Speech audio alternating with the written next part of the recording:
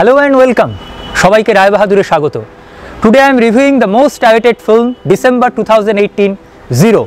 সদ্য জিরো দেখে এলাম, কিন্তু সত্যি কথা বলতে experience is disappointing.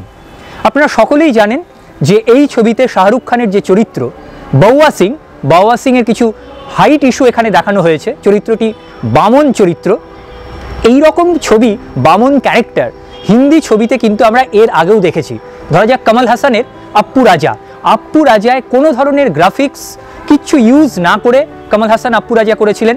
Anupam Kher তার জানেমান ছবিতে গ্রাফিক্সের মাধ্যমে বামন চরিত্রে এর আগেও অভিনয় করেছিলেন, কিন্তু জিরোতে যেটা নতুন সেটা মোশন ক্যাপচার টেকনোলজি এই ছবিতে ইউজ করা হয়েছে। সেটা যে দৃশ্যত খুব অসাধারণ কিছু তা নয়, কিছু কিছু জায়গায় স্পষ্ট বোঝা যাচ্ছে এবং সেটা দৃশ্যত করুণই বটে। মোশন ক্যাপচার টেকনোলজি জিরো ছবিতে যে 100% মার্কস পেয়ে উতরলো এমনটা কিন্তু মোটেই নয়। এবার আসবো script and direction Anand L Rai, Tanu weds Manu, series খ্যাত পরিচালক আনন্দ এল রায় এবং স্ক্রিপ্ট হিমাংশু শর্মা কিন্তু এই স্ক্রিপ্টে রীতিমতো ব্লান্ডার করে বসলেন।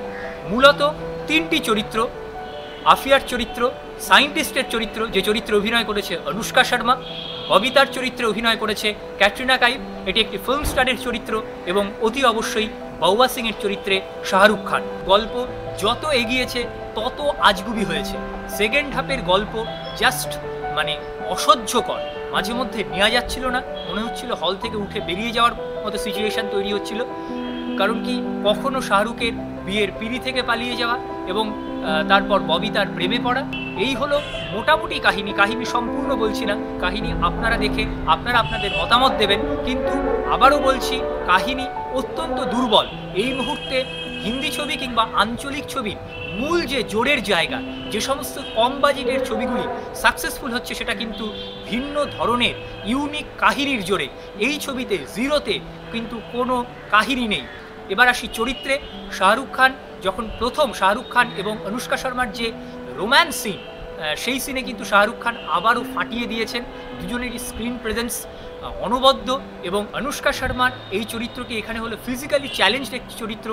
অনুষ্কা শর্মা কিন্তু অসাধারণ উতরেছেন এই চরিত্রে, অর্থাৎ আফিয়ার চরিত্রে অনুষ্কার অভিনয় নিঃসন্দেহে দেখার মতো, যদিও তার যে ফিজিক্যাল ইনএবিলিটি দেখানো হয়েছে, কখনো ডান হাত কখনো বাঁ হাত, এই জাতীয় কিন্তু কিছু টেকনিক্যাল মিস্টেক রয়েছে। ক্যাটরিনা কাইফের যে এক্সপ্রেশনলেস ব্লাইন্ড অভিনয়, সেটা কিন্তু এখানে খানিকটা হলেও ইমপ্রুভ করেছে। কিন্তু আবারও বলছি, এই ছবির মূল দুর্বলতার জায়গা কিন্তু কাহিনী। হল থেকে বেরিয়ে মনে রাখার মতো দৃশ্য তেমন অর্থে কিছুই নেই। শাহরুখের কিছু রোম্যান্স ছাড়া, অনুষ্কা শর্মার কিছু অনবদ্য অভিনয়, অনবদ্য টাচ ছাড়া এই ছবি থেকে প্রাপ্তি শূন্য। জিরোকে আমি দেব 5-2। জিরো দেখুন, কমেন্ট করুন, শেয়ার করুন, এই ভিডিওটি লাইক করুন এবং অতি অবশ্যই রায় বাহাদুর সাবস্ক্রাইব করুন এবং বেল বাটনটি ক্লিক করতে কিন্তু ভুলবেন না। আপনাদের সবাইকে অনেক ধন্যবাদ ভিডিওটি দেখার জন্য। আবার আসছি অন্য কোনো ছবির রিভিউ নিয়ে। নমস্কার। ए बउआ को बुरा मत बोलना। अरे कौन बे, पहले सब्सक्राइब कर।